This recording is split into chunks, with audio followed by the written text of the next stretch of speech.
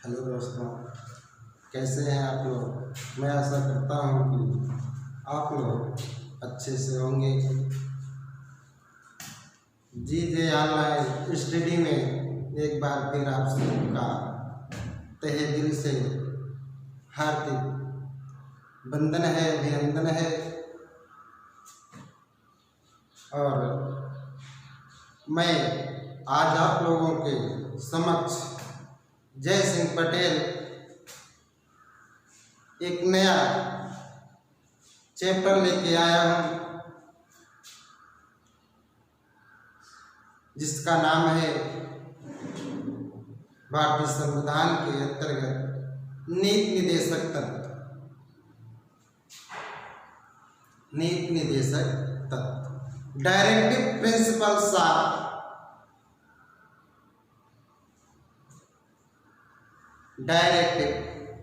Principles of state policy. राज्य के नीति निर्देशक तत्व, जिसका उल्लेख भारतीय संविधान के भाग 4 में तथा अनुच्छेद, बहुत जिज्ञासा का विषय रहता है कि अनुच्छेद तक यहाँ दिया गया है। तो अनुच्छेद 36 से लेकर 51 तक में इसका उल्लेख किया गया है। यह स्रोत के रूप में अगर इसे देखा जाए तो आयरलैंड के संविधान से, आयरलैंड का संविधान 1937 ईस्वी के तहत जो आयरलैंड के संविधान में व्यवस्था थी, उसको हमने जो है निर्देशक तत्व के रूप में लिया। लेकिन अगर और अंदर से कभी पूछ ले कि आयरलैंड के संविधान में कहाँ के, आयरलैंड एक समझ लीजिए कि कई देशों का समूह है, अगर उसमें पूछ ले जाए तो स्पेन के संविधान से जो है नीति निर्देशक तत्व लिया गया है। अभी तक ज़्यादा पूछा गया प्रश्न कि कहाँ से लिया गया, तो आंसर में आयरलैंड लगाया जाता है, आता है तो आंसर उसका आयरलैंड है। लेकिन अगर कभी जो है स्पेन पूछ ले, आयरलैंड ना है, तब स्पेन लगाया जाएगा। आइए देखते हैं राज्य के नीति निर्देशक तत्व। राज्य के नीति निर्देशक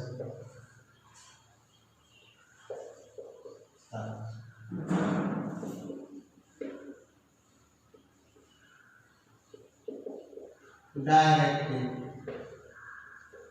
प्रिंसिपल ऑफ स्टेट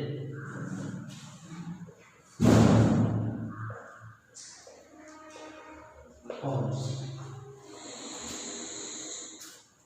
या कहाँ के संविधान से लिया गया है? आयरलैंड के संविधान।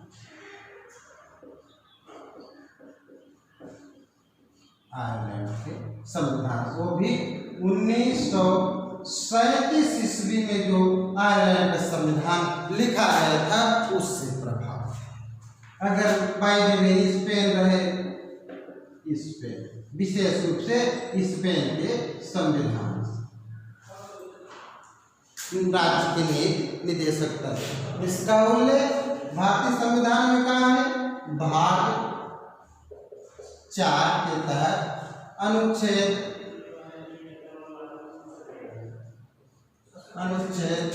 36 से लेकर 51 तक इसका उल्लेख किया गया है। एक चीज बहुत पूछा जाता है, कभी यहाँ धारा भी कहीं कहीं आ जाता है, लेकिन धारा और अनुच्छेद में अंतर होता है। इस चीज को जो है विशेष रूप से जानिए। अनुच्छेद, यहाँ अनुच्छेद ही लिखा जाएगा। जो मूल संविधान में जो है जिस चीज लिखा है उसे हम अनुच्छेद के रूप में, जो व्यवहारिक संविधान, व्यवहारिक रूप में संविधान के द्वारा जब व्यवहार में लाया जाता है नियम कानून को, उसको धारा के रूप में लिखा जाता है। धाराएं दिन प्रतिदिन जो है बढ़ घट रही है, बढ़ाई घटाई जाती है, लेकिन अनुच्छेद 395 चले। ये मूल संविधान में जो अनुच्छेद लिखे गए हैं वही उसके हम अनुच्छेद कहते हैं, उसकी धारा लिखी गई। ये अंतर जानते रहेंगे आप लोग। भाग 4 में इसका उल्लेख किया गया। अब आता है कि नीति निदेशक तत्व को जो है, जैसे हमने मौलिक अधिकार को संविधान की आत्मा के रूप में देखा, उसी प्रकार से और प्रस्तावना को भी नीति निदेशक तत्व के रूप में कहा गया। लेकिन जब कभी जो है प्रस्तावना को संविधान की आत्मा कहा जाता है, तब किसने कहा कि व्यक्ति के रूप में आता है? ठाकुरदास भार्गव का नाम आता है। अगर मौलिक अधिकार के रूप में पूछा जाता है कि मौलिक अधिकार को संविधान की आत्मा किसने कहा, तो जवाहरलाल नेहरू का नाम आता है। अगर यहाँ पर पूछा जाए कि इसको किसने कहा संविधान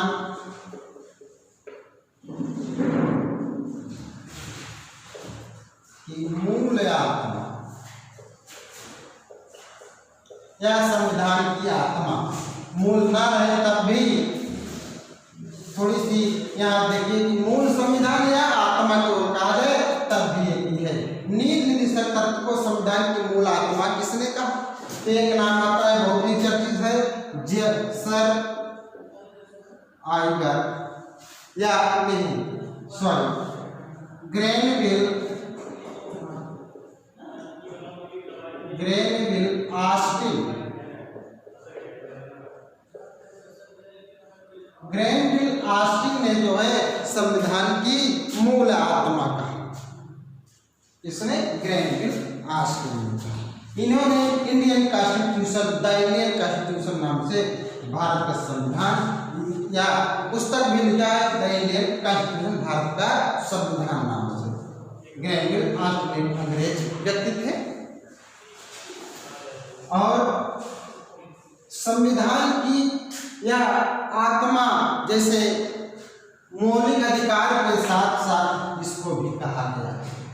पूछ ले जाए संविधान की आत्मा किसे कहा जाता है, तो नीति निदेशक तत्व को भी संविधान की आत्मा माना गया। अगर व्यक्ति के रूप में पूछा किसने कहा, तो ऑस्टिन ने कहा।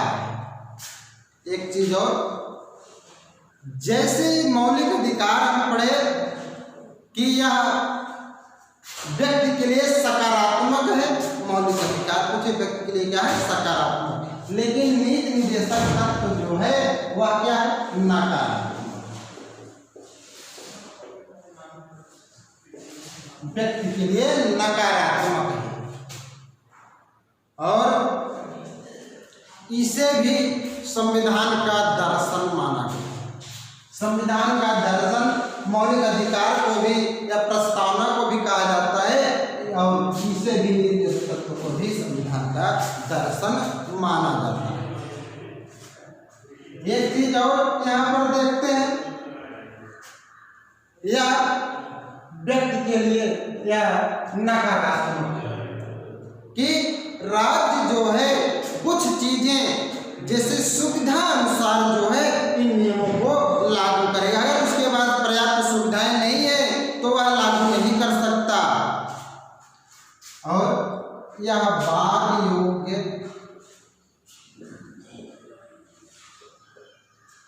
योग्य नहीं है या अपरिवर्तनीय है या अपरिवर्तनीय है या लागू कराया जाना, अपरिवर्तनीय मतलब ना लागू कराया जाना, कि इसे जो है न्यायालय द्वारा लागू नहीं कराया जा सकता, कि इसके खिलाफ अगर इसका हनन हो रहा है व्यक्ति के अधिकारों का या राज्य नीति तत्व को लागू नहीं कर रहा है तो व्यक्ति इसके खिलाफ जो है राज्य के खिलाफ न्यायालय नहीं जा सकता, चुनौती नहीं दे सकता। इसलिए अपरिवर्तनीय कार्य या न्यायालय द्वारा लागू ना कराया जाना इसे कहा जाता है। और क्या कहा जाता है, मौलिक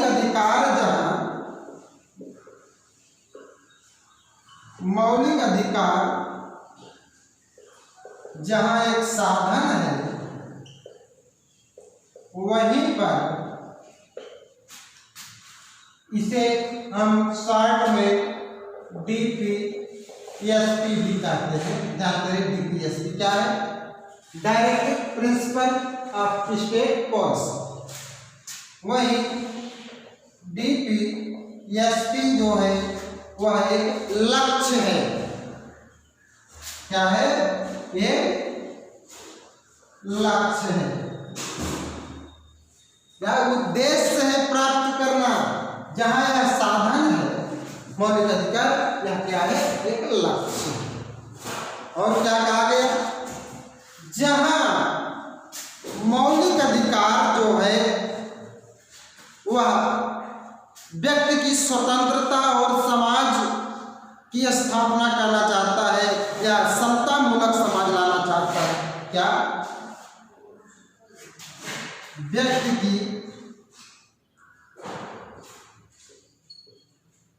स्वतंत्रता देना चाहता है या समता मूलक समाज की स्थापना करना चाहता है मौलिक अधिकार के द्वारा। इसे फंडामेंटल राइट कहते हैं। स्थापना करना चाहता है। वहीं पर डीपीएसपी क्या करना चाहता है? आर्थिक परिवर्तन लाना चाहता है व्यक्ति के जीवन में। आर्थिक परिवर्तन लाना चाहता है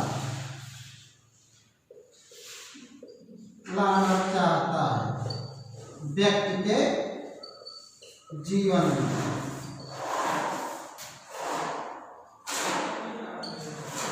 व्यक्ति के जीवन में और प्रस्तावना में, जहां प्रस्तावना में अप्रत्यक्ष रूप से लोक कल्याणकारी प्रस्तावना में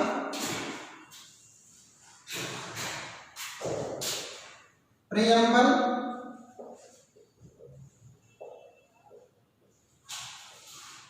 जहां प्रियम्बल में जो है अप्रत्यक्ष लोक कल्याणकारी राज्य का जो है विचार दिया गया है या विचार निहित है। अप्रत्यक्ष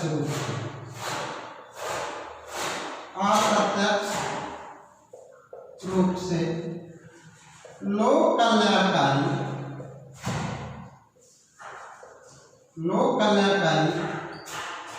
राज्य का विचार निहित है। वहीं डीपीएसपी में प्रत्यक्ष लोक कल्याणकारी राज्य की स्थापना का विचार दिया गया। प्रत्यक्ष लोक कल्याणकारी राज्य की स्थापना का विचार निहित है। ये रहा हमारा प्रियम्बल। प्रस्तावना से इसकी तुलना क्या की गई? जहां वहां पर अप्रत्यक्ष लोक कल्याणकारी राज्य का केवल विचार नहीं था, व्यवहारिक रूप उसको कहां दिया गया? राज्य के नीति निर्देशक तत्व में दिया गया। और कहा जाता है कि महात्मा गांधी संविधान सभा के सदस्य नहीं थे। हाँ, तो ठीक है, लेकिन क्या हमारा संविधान जो लिखा गया वह प्रभावित नहीं था उनके विचार से? न होते हुए भी वह समझ लीजिए कि संविधान सभा में उपस्थित थे। महात्मा गांधी भले ही सशरीर संविधान सभा में उपस्थित नहीं थे, लेकिन उनके विचारों को साकार रूप संविधान सभा के सदस्यों ने जो है संविधान में दिया। तो नीति निर्देशक तत्व में जहां महात्मा गांधी के विचारों को यह प्रभावित है। क्यों? राम राज्य की स्थापना करना चाहते थे, ग्राम स्वराज्य लाना चाहते थे। अनुच्छेद 40 में उसका वर्णन किया गया। और सामाजिक लोकतंत्र की स्थापना करना चाहते थे। इसमें सामाजिक लोकतंत्र की स्थापना के लिए निर्देशक बनाया गया। तो कहीं ना कहीं महात्मा गांधी के विचारों से निर्दलीय तत्व जो है प्रभावित है। सबसे ज्यादा अगर पूछा जाए किसके विचारों से प्रभावित है लोग राज्य के नीति निर्देशक तत्व, तो महात्मा गांधी के विचारों से प्रभावित है। इस पर जो है कुछ लोगों ने आलोचना या प्रशंसा भी किया है। पहले इसको विस्तार से पहले इसको भी जान लेते हैं कौन ने क्या कहा, किस व्यक्ति ने। तो टीटी कृष्णामाचारी एक नाम आता है, टीटी कृष्णामाचारी। उन्होंने जो है सच्ची भावनाओं का कूड़ादान कहा। वह आलोचना करते हैं नीति निर्देशक तत्व की या डीपीएसपी की, वह सच्ची भावनाओं का कूड़ादान कहा। सच्ची भावनाओं का कूड़ादान कहने का मतलब कि यह तो केवल एक नीतियों लिए है, इसको क्रियान्वयन कैसे किया जाएगा या क्रियान्वित करके दिखाया नहीं है, केवल नीतियां ही बताई गई, ऐसा इसने कहा। तो इस आधार पर टीटी कृष्णामाचारी ने नीति तत्व की आलोचना की। क्या कहा टीटी कृष्णामाचारी?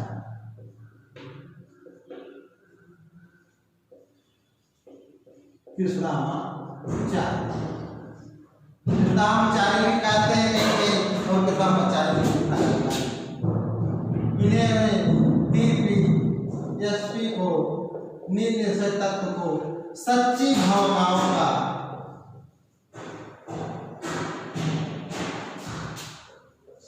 भावनाओं का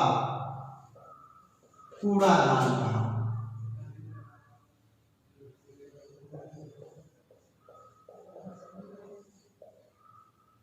कूड़ादान कहा। और एक नाम आता है के.टी. शाह का। के.टी. शाह ने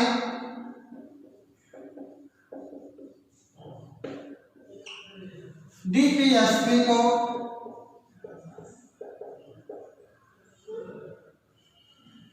क्या कहा कि राज्य का नीति निर्देशक तत्व एक ऐसे चेक की भांति है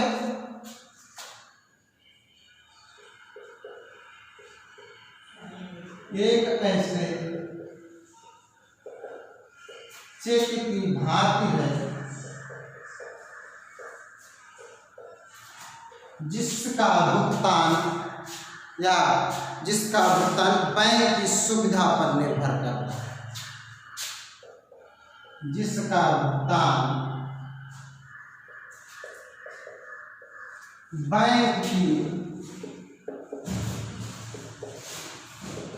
सुविधा पर निर्भर करता है। बैंक की सुविधा पर निर्भर करता है। आगे क्या कहा गया? एक नाम है पणिकर।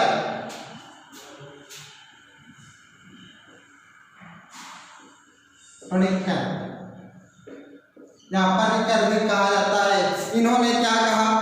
आर्थिक क्षेत्र में समाजवाद। डीपीएसपी को क्या कहा? डीपीएसपी को क्या कहा? आर्थिक क्षेत्र में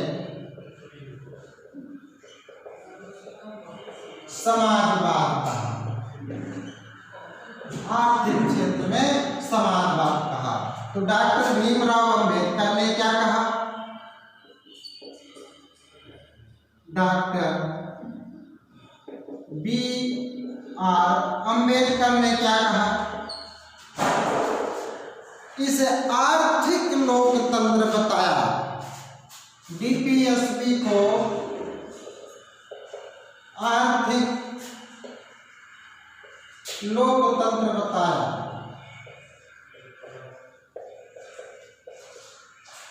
डीपीएसपी को आर्थिक लोकतंत्र बताया। बी.एन. राव ने जो है क्या कहा? बी.एन. राव, इनका नाम बेलगल नरसिम्हा राव, बहुत ही चर्चित नाम है। संविधान सभा के संवैधानिक सलाहकार है और ये व्यक्ति ऐसे ही नहीं, बांग्लादेश के संविधान के निर्माण के समय भी वहां पर बहुत भूमिका निभाए। और BN राव जो संयुक्त राष्ट्र संघ में भारत की तरफ से प्रथम न्यायाधीश भी नियुक्त किए गए हैं। उन्होंने क्या कहा, BN राव ने DGSP को जो है नैतिक उपदेश कहा, बहुत नैतिक उपदेश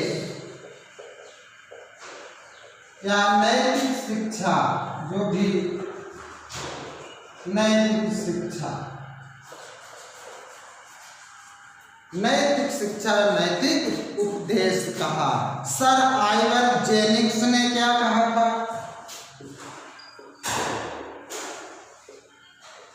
आइवर जेनिंग्स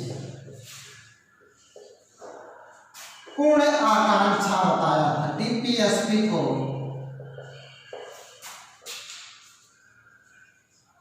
पूर्ण आकांक्षा, किसी को कहीं नहीं पूछ रहे, शुभ आकांक्षा।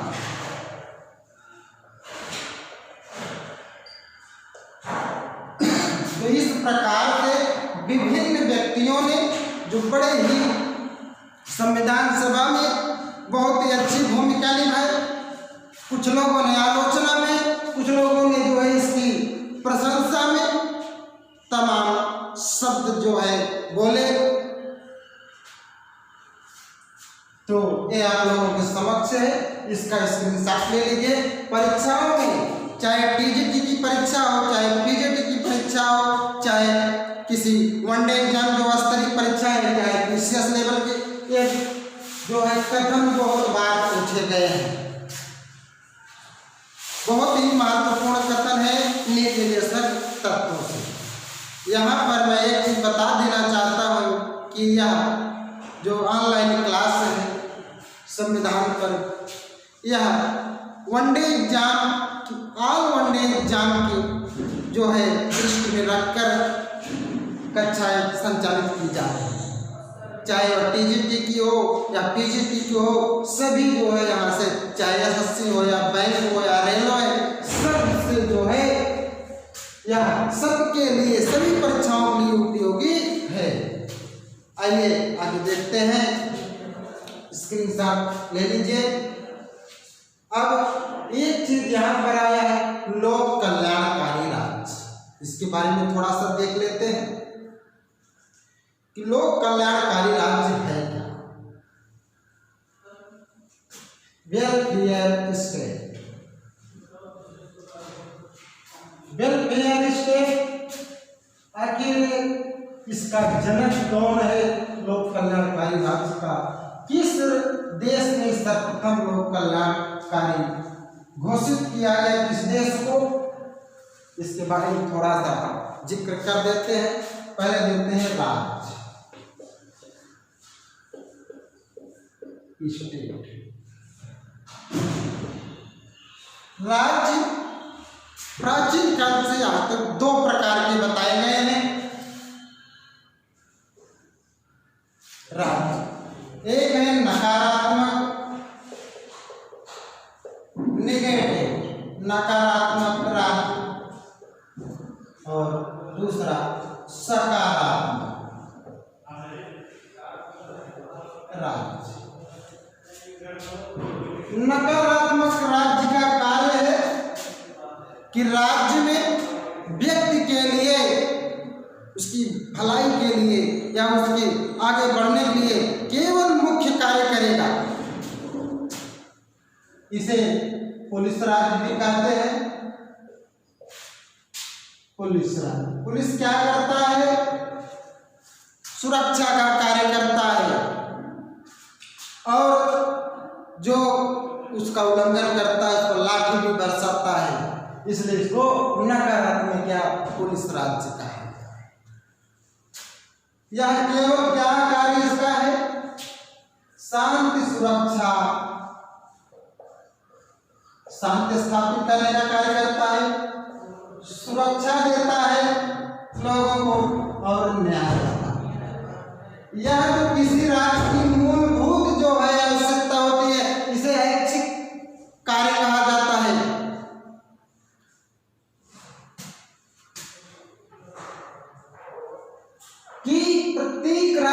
अनिवार्य और ऐच्छिक दो प्रकार के कार्य होते हैं। तो अनिवार्य के अंतर्गत ये अनिवार्य कार्य के अंतर्गत आता है। अगर इन कार्य को नहीं करता है राज्य, तो राज्य का अस्तित्व ही खत्म हो जाएगा। लेकिन सकारात्मक कार्य के अंतर्गत क्या आता है? शांति, सुरक्षा और न्याय के साथ साथ राज्य जो है लोक कल्याण की योजनाएं भी बनाता है। शांति, सुरक्षा और न्याय के साथ साथ लोक कल्याण की योजनाएं भी बनाता है, उनके साथ सहयोग भी करता है। तो इसे और आगे जब बढ़ाते हैं, जब लोक कल्याण का कार्य करने लगता है, इसके साथ इतना भी कार्य करे, उसके साथ सकारात्मक कि उनकी भलाई के लिए अन्य कार्य भी करेगा। इसी को आगे और विकसित करके लोक कल्याणकारी राज्य घोषित किया। लोक कल्याणकारी राज्य घोषित किया गया। नकारात्मक शुरू में यूरोप में जो है इसका विकास कि जहां से पूंजीवाद को बढ़ावा मिला, साम्राज्यवाद को बढ़ावा मिला। उसके बाद जब रूस जैसे देश में समाजवाद आया, लोगों की जो है भलाई करने का कार्य करने लगा, तब जो है सकारात्मक राज्य, इसी राज्य जो पहले पूंजीवादी राज्य नकारात्मक राज्य थे, वह सकारात्मक की तरफ बढ़े। लोगों को जो है सुरक्षा, शांति और न्याय के साथ साथ उनके लिए ऐच्छिक कार्य भी करने लगे। तो और बढ़ावा दिया गया तो लोक कल्याणकारी राज्य में परिणत हो गया। लोक कल्याणकारी राज्य, लोक कल्याणकारी राज्य का जनक,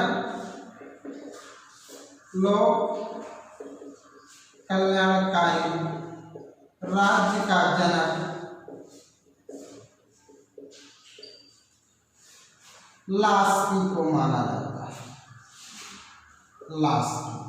लेकिन अगर कहा लोक कल्याणकारी राज्य का दर्शन या सिद्धांत किसने दिया सर्वप्रथम, तो बेंथम ने दिया। उपयोगितावाद उनका बेंथम का जो है बहुत महत्वपूर्ण है।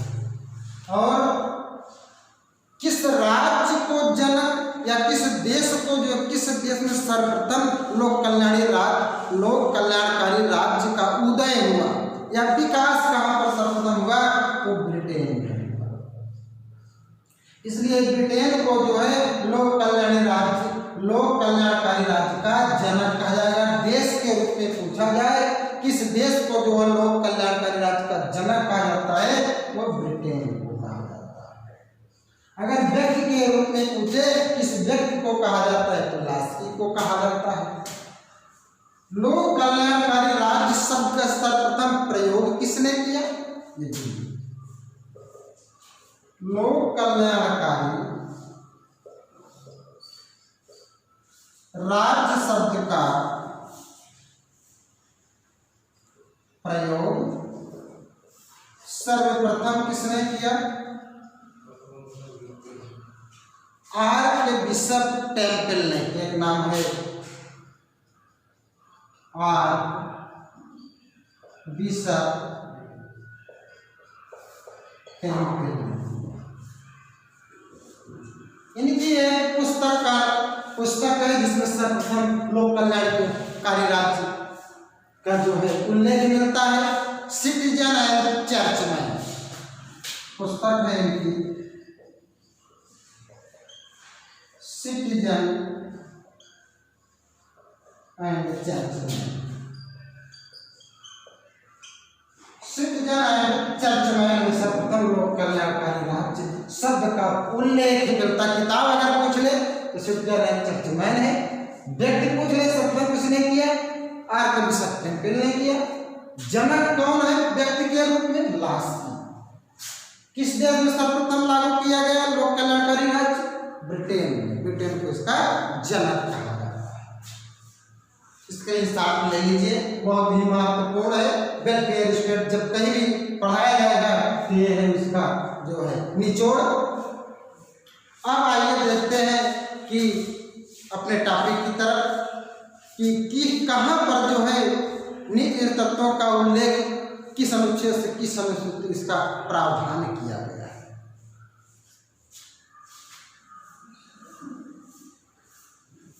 अनुच्छेदों का नीति तत्व के अनुच्छेदों का प्रावधान 36 से लेकर 51 तक। 36 में क्या है, 37 में क्या है, 38 में क्या है, इसका उल्लेख देखते हैं। अनुच्छेदों का प्रावधान DPSP के अनुच्छेदों का प्रावधान।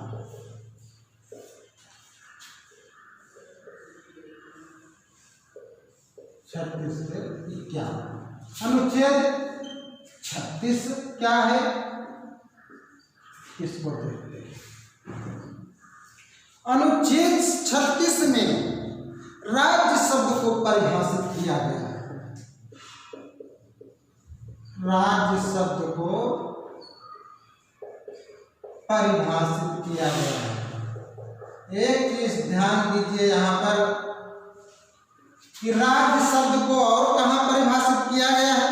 आर्टिकल 12 में जब कहीं भी पूछा जाए भारतीय संविधान में राज्य शब्द को कहाँ कहाँ परिभाषित किया गया, तो मौलिक अधिकार अनुच्छेद 12, नीति निर्देशक तत्व अनुच्छेद 36, दोनों जगह राज्य शब्द को परिभाषित किया गया है। जिस राज्य शब्द को वहां पर जो आशय बताया गया था, वही आशय यहाँ पर भी बताया गया है कि राज्य किसे कहा गया।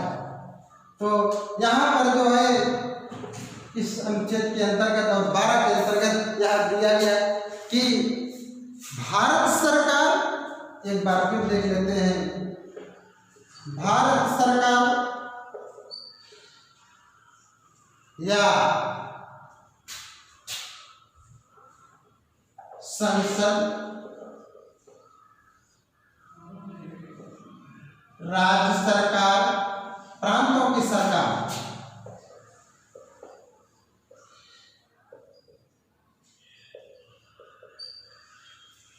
या राज्य विधानमंडल,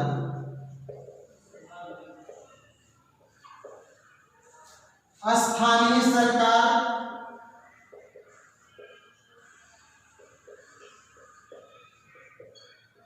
या अन्य प्राधिकारी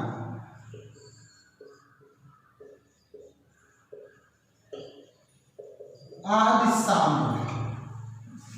आदि शामिल है।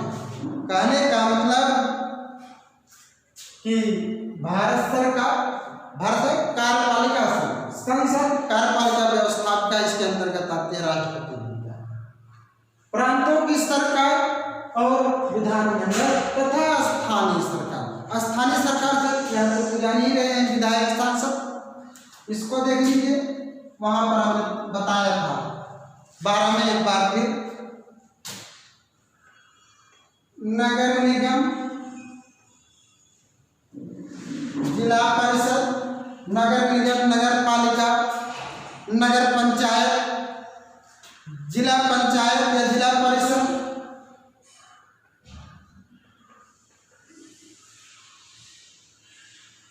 और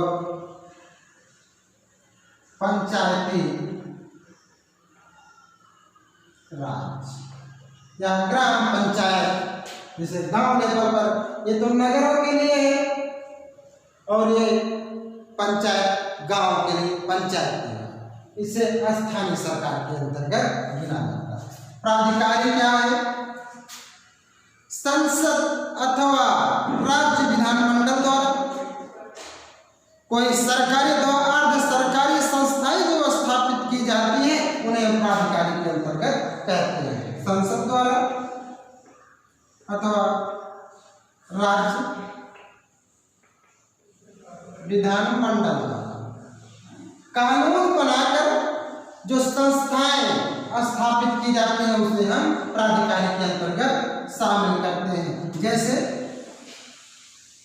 यूपीएससी, पीएससी, पीएससी में पब्लिक सर्विस कमीशन, यूपीएससी मतलब संघ लोक सेवा आयोग, यूनियन पब्लिक सर्विस कमीशन और सभी राज्यों के या केंद्र के अन्य बोर्ड जितने हैं वो सभी आ जाएंगे।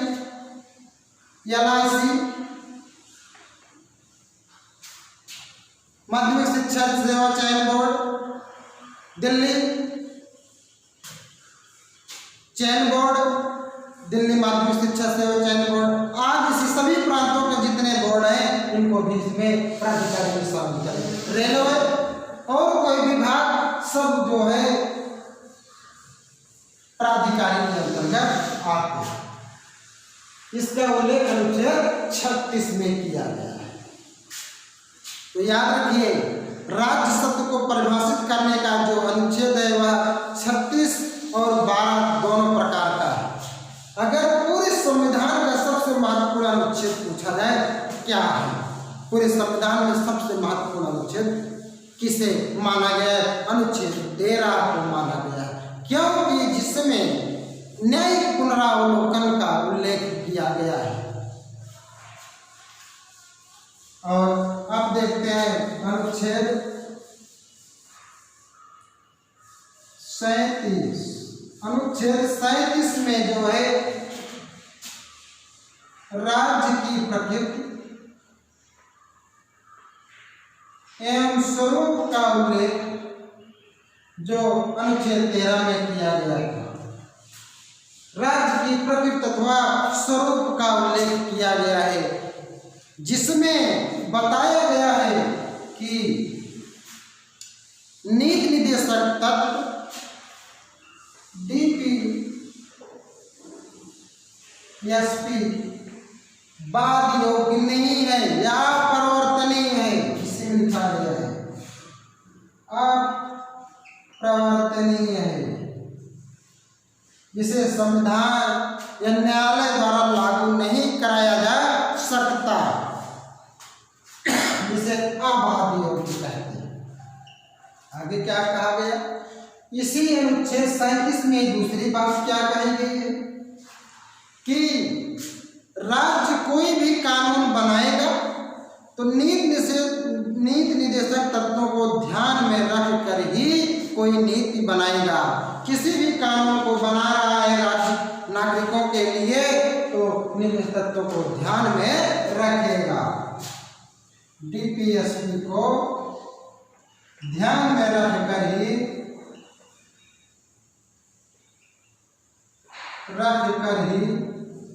कोई नीति बनाई जाएगी, कोई कानून बनाया जाएगा। ये अनुच्छेद 37 में इसका उल्लेख किया गया है। अब देखते हैं अनुच्छेद 38।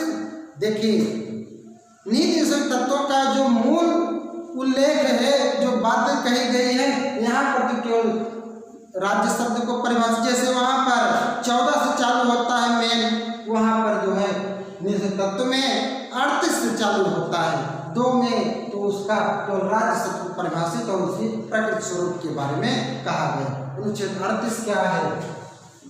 आइए देखते हैं 38 क्या है, बहुत ही महत्वपूर्ण है अनुच्छेद 38, क्योंकि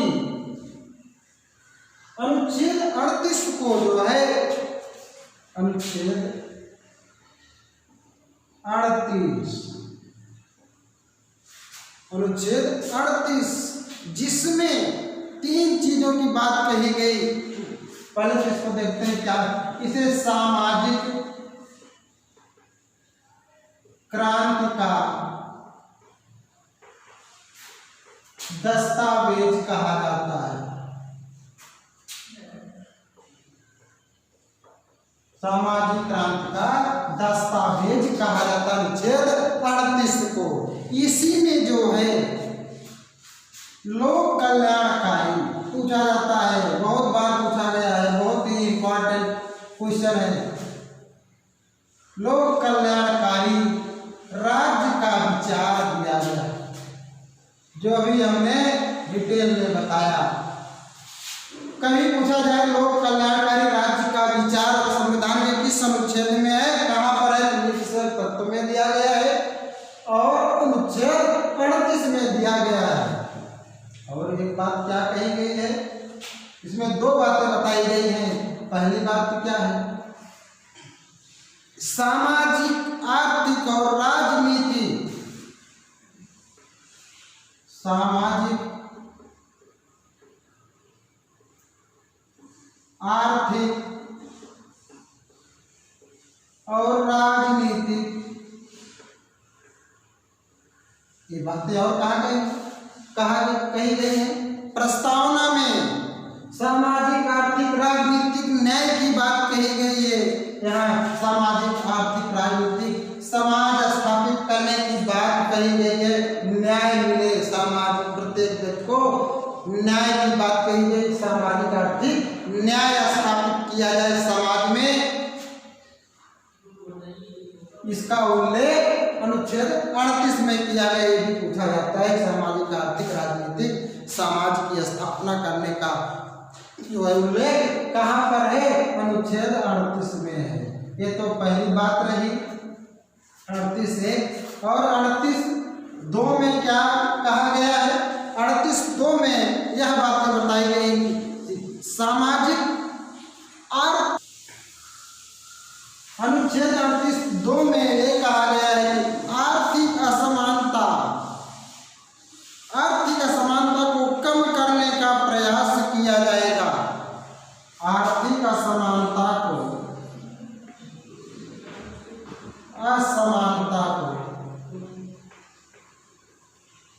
कम करने का आर्थिक असमानता को कम करने का प्रयास करेगा। क्या किया जाएगा?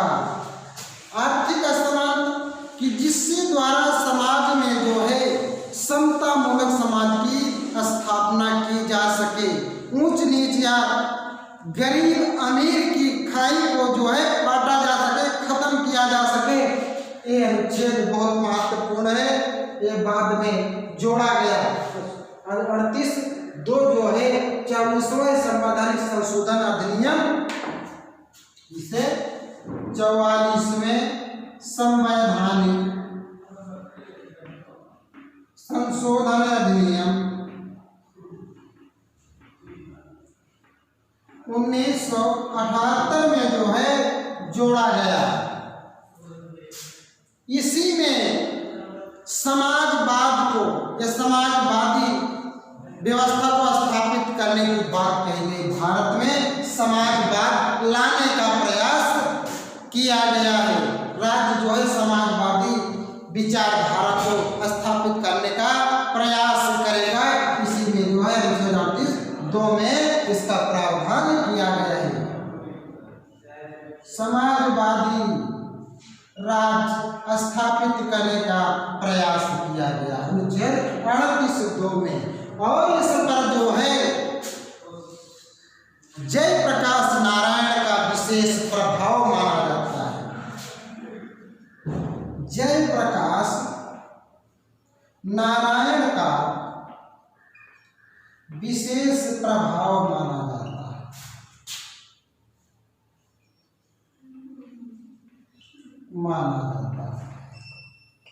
समाजवाद स्थापित करने का प्रयास किस अनुच्छेद में जो है दिया गया है? तो अनुच्छेद 38(2) में समाजवादी राज्य की स्थापना का विचार दिया गया है। किससे प्रभावित, किसका प्रभाव है? जयप्रकाश नारायण का जो है इस पर प्रभाव माना जाता है। आज के वीडियो में बस इतना ही। आप लोगों को यह कैसा लगा ये हमारा आज का लेक्चर? मैं आशा करता हूँ कि आप लोगों को अच्छा लगा होगा। प्लीज आप लोग अधिक से अधिक लोगों को ये मेरा वीडियो शेयर करें तथा मेरे चैनल को सब्सक्राइब करें और बेल आइकन को जरूर दबाएं। बाकी की क्लास जो है कल होगा। कल हम फिर इसके आगे लेकर के नया क्लास लेकर आएंगे। तब तक लिए धन्यवाद।